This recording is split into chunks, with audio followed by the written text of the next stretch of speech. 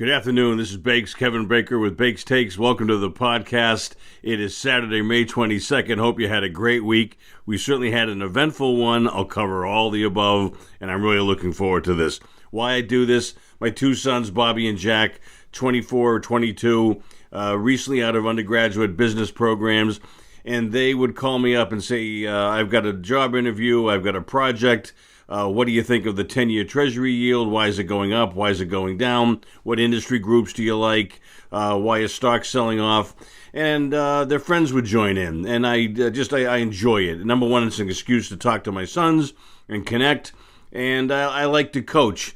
And I think I've got the 10,000 hours in the scars to coach, and that's what I like to do. I went through the 87 crash, got my head handed to me, and learned about technical analysis because that worked better than the fundamental analysis for getting out of the way of that.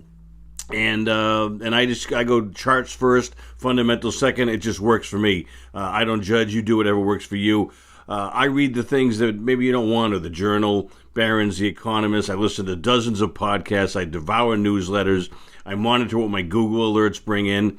And I serve up to you. My whole thing, at a minimum, the free portion of what I do here is in half an hour, give or take, you're going to know what's going on for the week, and hopefully have some ways to make some money. And it's just that simple. That's what I try and do, and I hope I'm an efficient resource for you. I point you to everything, but know that I'm doing all this work for you. I always give attribution. And I eat home cooking. I just talk about what I invest in, what I'm interested in. I have no conflicts. Tell me what your pain points are. You know, what are you working on? What can I help with? Problems you'd like solved or at least addressed? Topics I should cover? I really appreciate it. Soon, and I'd love your feedback with this, I'm going to be using either Supercast or Patreon or something like that to have premium levels to support the free part of the show. I'm always going to do the free part, but then I want to have incremental value that I can bring to you. A weekly call with me, maybe. I'll teach technical analysis, which I love to do. You help me design the show. Please tell me guests that I should reach out to or shows that I should appear on. Let me know if you'd like to have text like I sent to my sons and my producer Mike when I make an investment, buy or sell. And here's my number. I want to hear all the above, 610-331-4283. And if you're nice to me, I'll sing happy birthday to you. And it's I sing to probably 2 or 3 people every morning, and frankly, it's selfish because it's a damn great way to start the day, and I hope you enjoy it. Anyway, my disclaimer is this isn't investment advice. I don't know your own personal situation in detail, so please conduct and share your own due diligence, and the more this happens, the more the community grows, the more knowledge we have, the more money we make, the more fun we have. Awesome. And please share this with your Robinhood, your Reddit friends, Wall Street Bets friends, and send stocks ideas my way, and I'll offer strategy for them as well. And please stay tuned. All right, the first segment is my themes and groups. And this was Bitcoin week, apparently. So this is the Grayscale Bitcoin Trust, and it's sitting right on the 200-day moving average. And so if you're working out or walking the dog and you're hearing this audio, please go to the YouTube channel because we have all the charts that back up what I'm talking about there, and I think it's very helpful. I'm a visual learner, I'm a visual teacher, and I think this helps. Now, this frankly is an ugly chart. It's an ugly chart that's sitting on the 200-day moving average, barely, but it didn't break. And I've been listening to a lot of people opine on the week's events, and think about this. You had Elon on a very unfunny SNL, in essence, bash Dogecoin, and then do a reversal, and then I think the same day he said we're not going to accept Bitcoin as payment because it's bad for the environment. Like that's a news alert, and so that cast a pall over Bitcoin. You've got a billionaire proponent who now is casting some shade.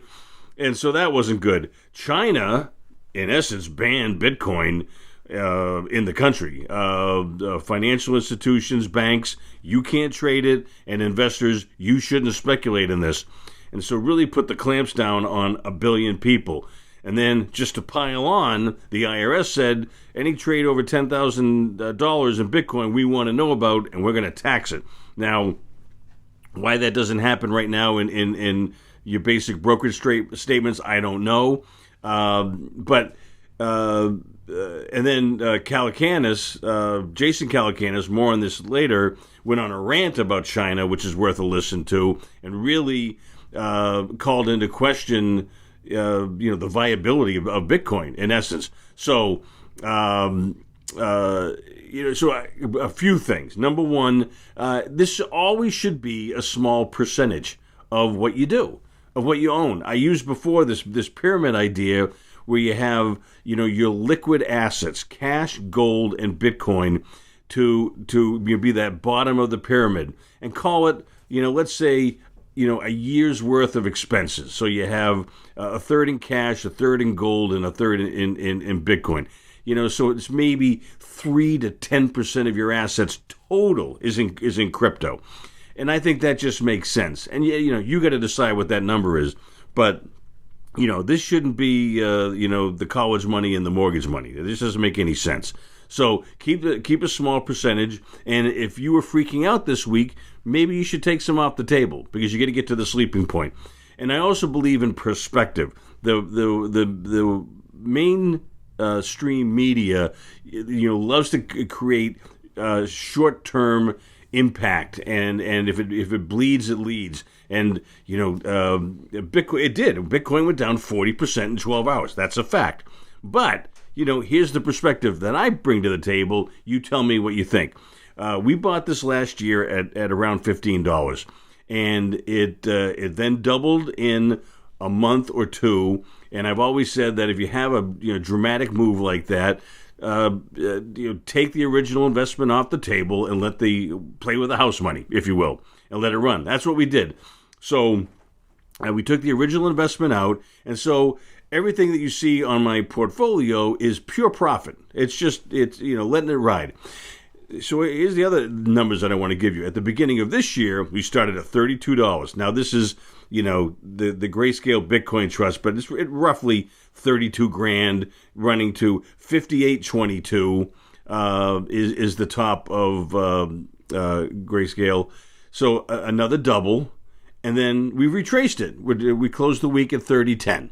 Roughly 30 grand. And I know this doesn't equate to the Bitcoin price, so bear with me. It moves around a little bit. But it's still a double. It's still pure profit. And this is why I'm not freaking out. And you shouldn't be freaking out. Now, if you are, and you bought at 58.22, you should learn how to read a chart, and you should subscribe to us, because we know how to do that really well, and I'll teach you. But, this is I think we can add value here by bringing some sanity to a crazy week. Next is the Global X silver miners, which I texted to my boys. I texted to Mike, hey, I'm putting 10% of the portfolio into this, the Global X silver miners. And you tell me if you'd like to have a similar service. I think it would add value, but you tell me. Now, you got to do your own due diligence and all that good stuff.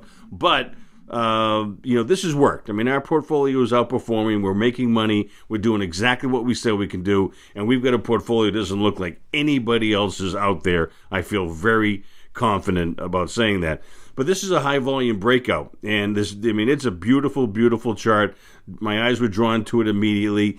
And this could be a reaction to crypto swooning. Gold looks like this a little bit too. And we were talking about for a long time how institutions were taking money out of gold and going into crypto. Maybe some of that is swinging back. Gold and silver have been money for 3,000 plus years. So, having a 12-year-old asset correct doesn't, it isn't a crazy thing to see this happening. So, here goes to silver. I haven't heard much about silver on Wall Street Bets recently. Maybe that comes back, but I don't really care. I like silver. I think there's a bullish case to be made for it as money, as an industrial metal, and we're going to make some money on the miners, I believe. My next one is the ProShares short 20 years bond. Basically, we're shorting bonds. I think bonds suck. I've said that forever. Mom, I'm sorry. I know you don't like that word. But this is TBF. And I bring this up because on that 4.2% inflation news day that had everybody, so surprised that inflation was up. When you and I have been talking about this forever with all the commodities that we own. But I was struck by the fact that bond prices didn't go down, and thus this short fund didn't go up on that inflation news. And it begs the question to me: what if the Fed wasn't buying $80 billion a month of treasuries? Would we already be north on the short trade? I don't know that yet. We're still making money. We're still holding, but I'm watching it pretty carefully. So the bond market isn't as spooked about inflation as maybe I am, but maybe the Fed is has its toe on the scale as well. So we'll see. So my take is, if you're freaking about Bitcoin, you probably own too much, and you're probably watching it too much, and we're all guilty of that. But take some off the table, have some perspective, learn how to read a chart, and I will teach you. So tell your friends, come here, and I'll certainly improve timing dramatically, in my view. Podcasts of the week. And this is This Week in Startups, Jason Calacanis, and in about 5 minutes, he goes on a rant. Now, he rants a lot. But I like him. He's a good guy, very bright, angel investor in Robinhood, so he talks his book there a lot. But he points out some harsh facts about China and the moves they made this week against Bitcoin. They basically made Jack Ma, the billionaire founder of Alibaba, disappear for months. And sat on him and told him to get in line with the Communist Party. They persecute religions. They enslave people. They've rolled over their young people in the past with tanks. Those are facts. And so they're communists, and let's not forget they're communists. And this is me paraphrasing his story, but you get the point. And he goes, do you really think they can't kill Bitcoin, stop mining, and not use it in transactions? And he kept saying over and over, don't be naive, don't be naive. I don't want to be naive. I don't think I'm naive. But everything I heard was it could kill off Bitcoin in China, but I didn't hear how it could kill Bitcoin off in America. And so, yes, they could wall off 1 billion plus people, but to me, if anything, it might bolster the overall argument for crypto everywhere else in the world. Now, there are other risks, and they have to be kept in mind. If the dollar's reserve currency becomes threatened by Bitcoin, then it becomes a national security risk, and then the U.S. federal government and its agencies gets more restrictive. I think that makes sense. I think that's years away, but I could be wrong. But it's a risk that you have to be aware of. Again, China, they banned the banks and financial firms from trading in crypto in China. They've strongly encouraged investors to stop trading in crypto. So, let's not be naive. Remember, they're communists, and they don't operate the way we do. Period. End of discussion. I almost made this a new segment called Ooh La La, the old Faces song, and none of you are going to know the Faces song. It's Rod Stewart. You probably heard it on some ads. And I wish I knew now. I wish that I knew what I knew now when I was younger. That's horrible, but I had to get that to get the line right. This is from Travis Chappell's podcast, but my point is that I'm thinking of having guests here, old guys like me in their 50s and 60s, and talk to my sons and everybody else in their 20s and say, hey, I wish I had learned this. I wish I hadn't done that. I wish I had taken this path. I wish I had gone to this school, not that one. And maybe you get some benefit of it, and I'd love to hear. I've got a lot of good friends that have been doing a lot of great things, and I'd love to bring that wisdom to my sons and everybody else that listens in. So, anyway, Travis interviews Monty Moran. He's the former co-CEO of Chipotle, and he's got a new book out called Love is Free, Guac is Extra, which I think is a great title. I have not read the book yet, full disclosure, but I want to. But he has some great points. I just liked him instantly, and I think they're good life lessons for a lot of people. So I point you to this. He always talks about what can I give, not what can I get out of this exchange, interaction, relationship. What can I give? And it's a great mindset. I try to apply it, and I fail at that at some point along the way. There are no dead-end jobs. He's done a lot of inglorious jobs, as have I. And I think that attitude is missing in many people nowadays, to put it mildly. Don't listen to words so much. And, we do this all the time. You say, hey, how's it going? Everybody says, okay, fine. But, clearly something is wrong. And he's very adroit at asking follow-up questions. Say, you don't seem like you're fine. What's really going on? And it's just, a great empathetic exchange that he had with Travis. And I recommend the podcast. And check out the book. I haven't read it yet, but tell me what you think. Anyway, next podcast is Pivot with Kara Swisher and Scott Galloway. And they have a prediction at the end of each show. And this is his from last week. In the next 30 days, this is how specific it is, and I don't know what he knows or how he knows it. But in the next 30 days, he believes the SEC is going to investigate market manipulation in crypto. So if you thought it was a crazy week last week, the next month is going to be a crazy month, and they might or might not mention Elon Musk by name, but then he says, you know what? I think that Elon could create Tesla coin or Musk coin, and I go, huh? Certainly he's crazy enough to do that, and when you're a billionaire, I guess it's eccentric, but. That's going to roil markets. Is that going to take the oxygen out of the rest of the crypto world if people think that they can buy something that's associated with a clearly captivating figure by buying Tesla or Musk coin? So stay tuned. You heard it here first. Actually, you heard it on Pivot, but I'm telling you about it. And the other part of this is, if you're a Tesla shareholder, keep your head on a swivel, because this recurring theme of Musk influencing the price of Bitcoin and Doge, and especially in the case of Bitcoin, peeling some off to make earnings for a quarter, it doesn't pass the smell test. And I'm surprised the SEC hasn't touched upon it yet. But you've been alerted, maybe not warned, but alerted, and there you go.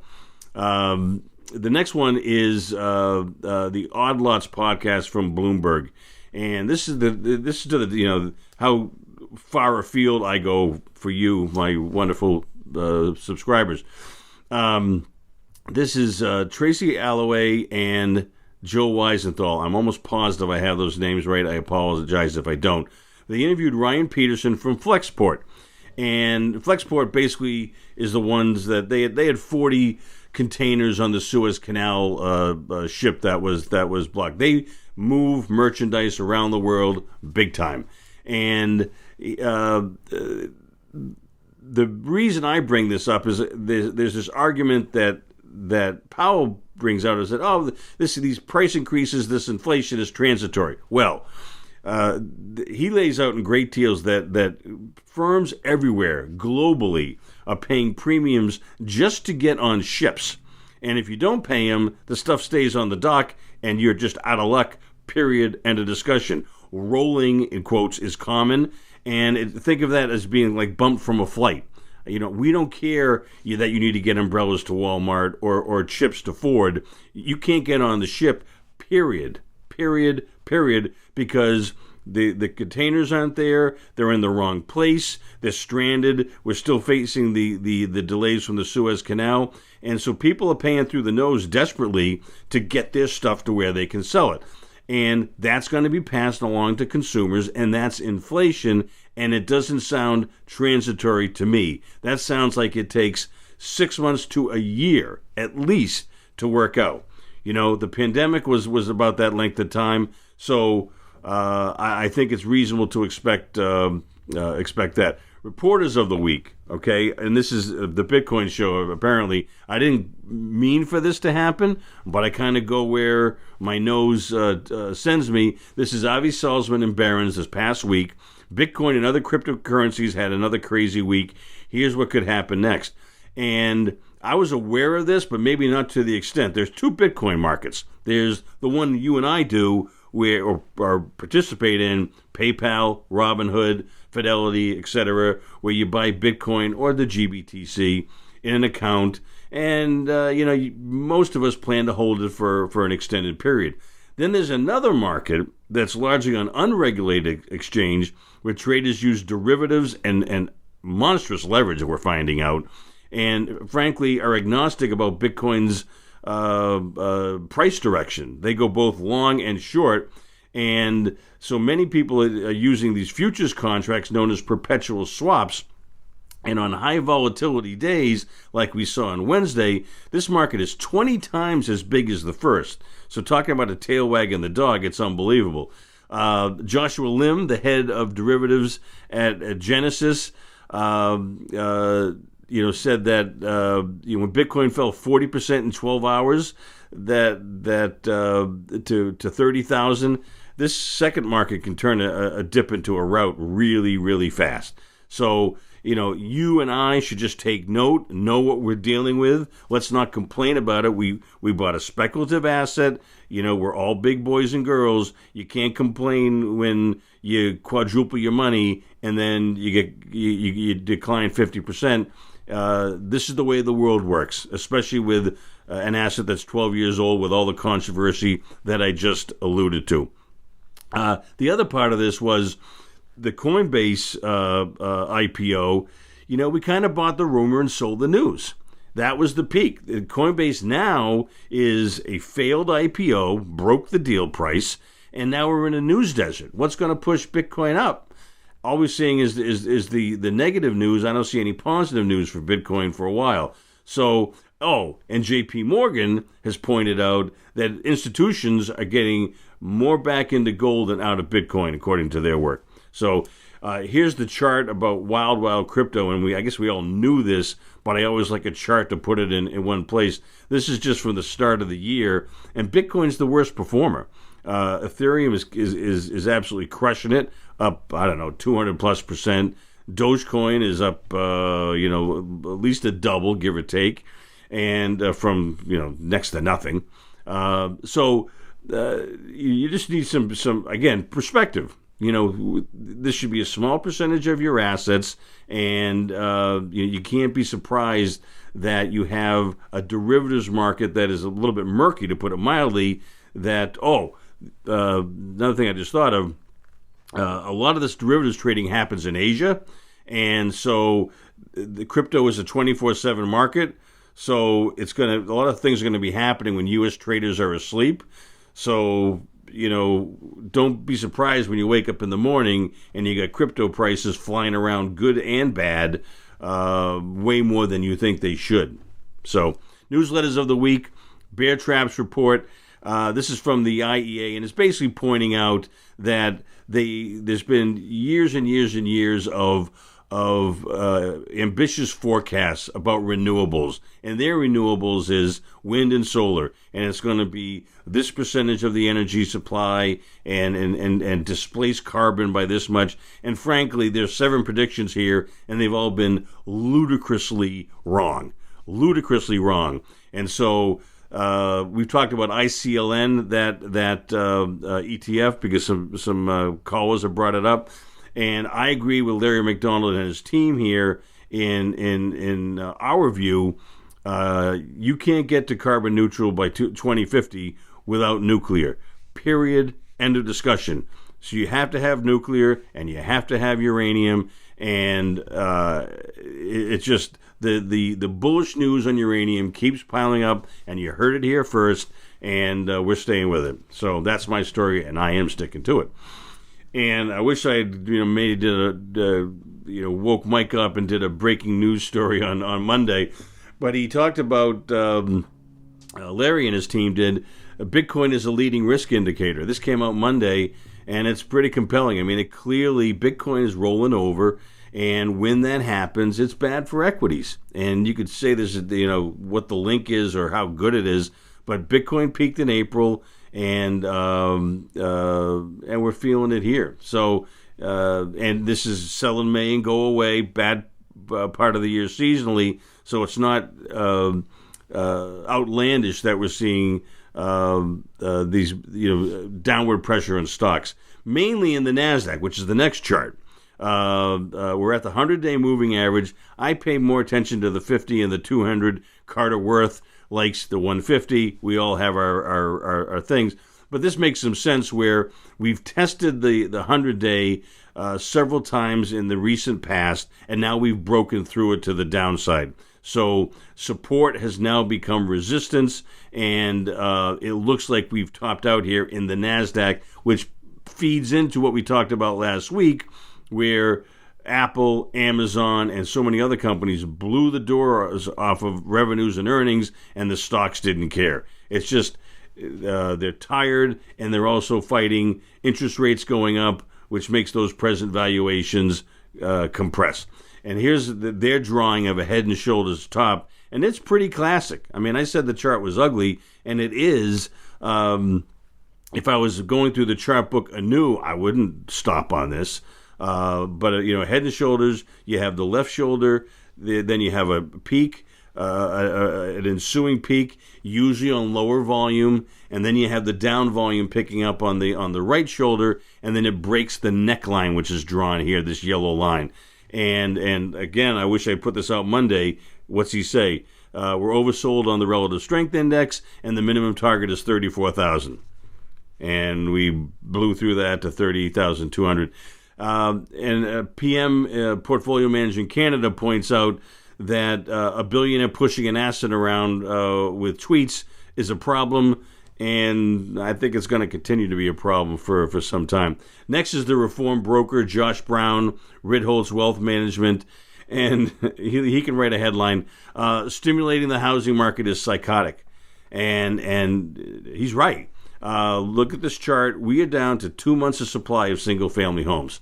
And I'm not a big macro guy. You know that. I'm not an economist. I don't play one on TV. But I do think that it is crazy that the Fed, this far into the recovery and this far into herd immunity for COVID, is spending $40 billion of our money on mortgage securities. And that's what they're doing still. And they say they're not going to let up. Now, there was a trial balloon floated this week saying some Fed members are going to be discussing tapering. And that means, pulling that back a little bit, which is why I'm interested to see what interest rates do if they ever step off the gas and stop buying government bonds and mortgages with both hands. So if you're buying a house, boy, I think it's going to be tough for a long, long time. But what do I know? Anyway, that's the show. Please also subscribe to my Bakes Takes YouTube channel. The audio is the same, but the charts that I reference are on the screen. Please follow us on Twitter at BakesTakes_ and other social media. Please use your voice memo app. Tape your questions and email to bakes@bakestakespodcast.com or write in if you'd prefer. I'll keep you anonymous if you'd like. Thank you for listening. Mike Wilson is my producer. Thank you very much. Enjoy your run. Have a great week. This is Bakes. And for much needed levity, you've probably seen him on social media in different places. But J.P. Sears, crazy guy with red hair, deadpan, very sarcastic, but very funny. And he gives you a satirical exchange why you should put all your money in Bitcoin, and it's pretty damn funny. And hopefully we'll talk about something else next week, but that's me. Keep smiling, and I'll see you next week. Bye now.